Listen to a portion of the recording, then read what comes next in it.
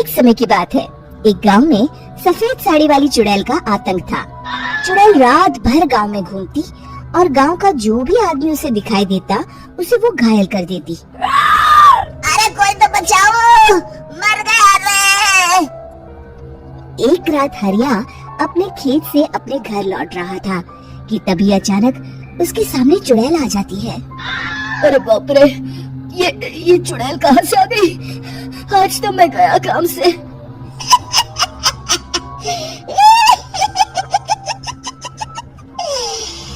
आज मुझे मेरा शिकार मिल गया। अरे चुड़ैल दीदी, मुझे छोड़ दो। जैसे ही चुड़ैल हरिया की तरफ बढ़ती है, हरिया वहाँ से भाग जाता है और अपने घर के दरवाजे पे पहुँचता है। अरे भगवान, जल्दी से दरवाजा खोलो, मेरे पीछे चुड़ैल पड़ी है। हरिया की पत्नी जल्दी से दरवाजा खोल देती है। अरे आप इतना हाफ क्यों रहे हैं? अरे मेरे पीछे चुड़ैल पड़ी है, आज तो मैं बाल बच गया। जल्दी से सभी दरवाजे और सभी खिड़कियों को बंद करके बत्ती बुझा दो। तभी चुड़ैल हरिया के घर के पास पहुंच जाती है। अरे वो आदमी कहाँ गायब हो गया? मैं भी देखती हूँ आखिर कब तक बचेगा। मैं अपने शिकार को इतनी आसानी से नहीं छोड़ती। इतना कहकर चुड़ैल वहाँ से चली जाती है।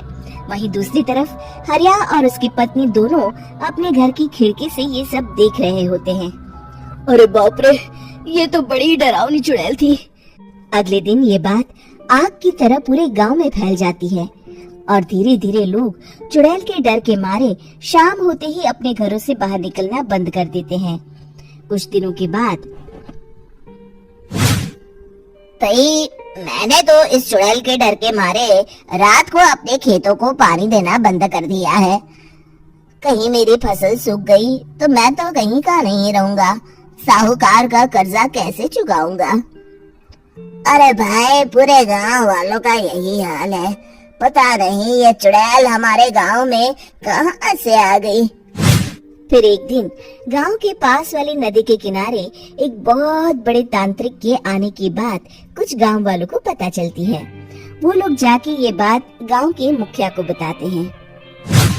मुखिया जी, नदी के किनारे एक बहुत ही पहुंचे हुए तांत्रिक बाबा है, हमें उनसे मदद मांगनी चाहिए।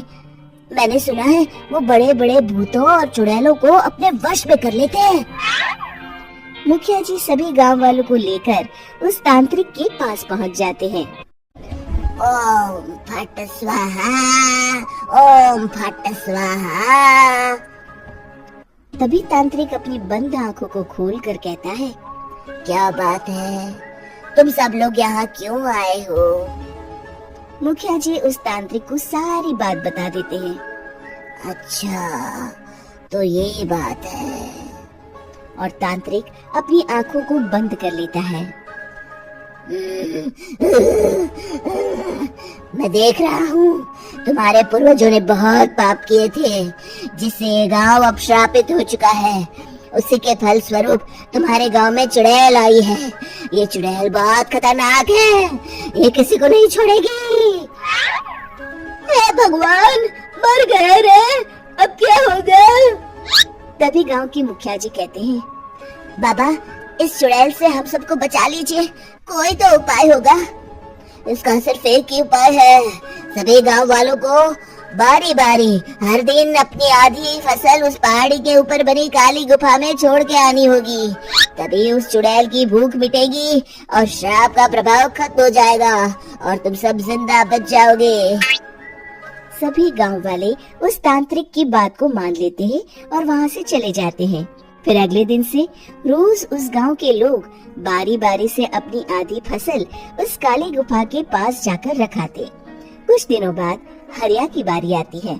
बाप रे, आज तो मेरी बारी है उस काली गुफा में जाने की। क्या करूं, वो तो बड़ी खतरनाक चुड़ैल है, मेरे तो हाथ पैर कांप रहे हैं। फिर हरिया डरते डरते अनाज की बोरियां अपनी बैलगाड़ी में लाद देता है। तभी हरिया की पत्नी उससे कहती है, देखो जी, संभल के जाना और किसी भी हालत में शाम होने से पहले वापस आ जाना। उस चुड़ैल का कोई भरोसा नहीं है जी। हरिया बैलगाड़ी में बैठते हुए कहता है, भगवान, मैं क्या वापस आऊंगा? लगता है अब तो मेरी खबर ही आएगी। इतना कहकर हरिया वहाँ से चला जाता है। रास्ते में जंगल से गुजरते हुए हरिया की बैलगाड़ी का एक चक्का बड़े गड्ढे में फंस जाता है। हे भगवान, अब ये क्या मुसीबत है? हरिया नीचे उतर के पूरी ताकत से अपनी बैलगाड़ी को गड्ढे से निकालने की कोशिश करता है। बहुत देर मेहनत करने के बाद हरिया की बैलगाड़ी उस गड्ढे से बाहर निकल जाती है।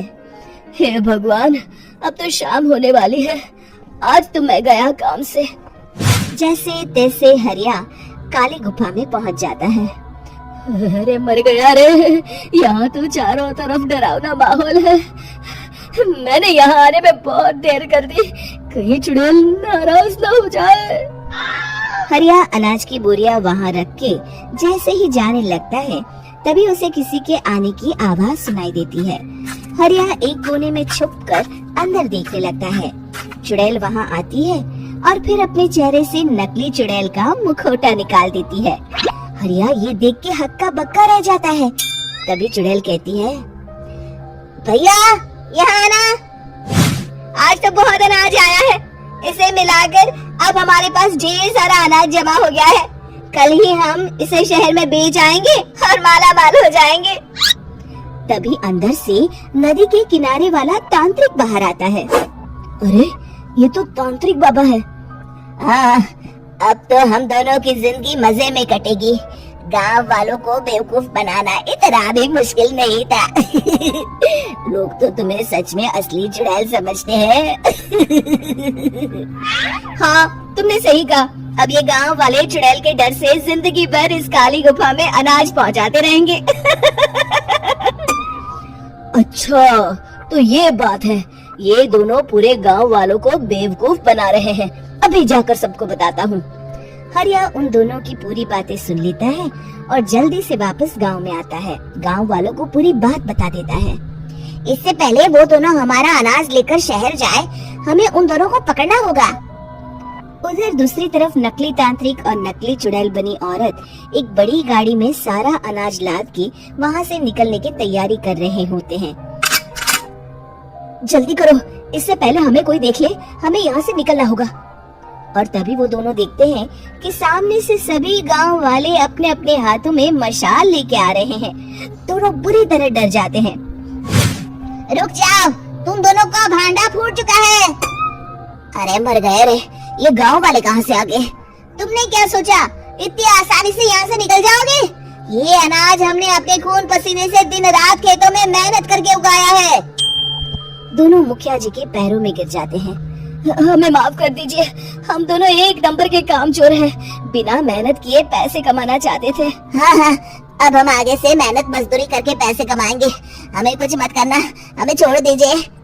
इतना कहके दोनों गांव छोड़ के भाग जाते हैं और सभी गांव वाले फिर से खुशी खुशी रहने लगते हैं। शिक्षा, तभी तो कहते हैं कि किसी भी समस्या का समाधान केवल सूझबूझ से ही करना चाहिए और कभी हिम्मत नहीं हारनी चाहिए। दोस्तों, हमें उम्मीद है कि आपको हमारी ये कहानी पसंद आई होगी। कृपया हमारे चैनल को सब्सक्राइब करें और सभी अपडेट्स के लिए बेल आइकन जरूर दबाएं। और हाँ, वीडियो लाइक और शेयर करना मत भूलिएगा। Bye bye.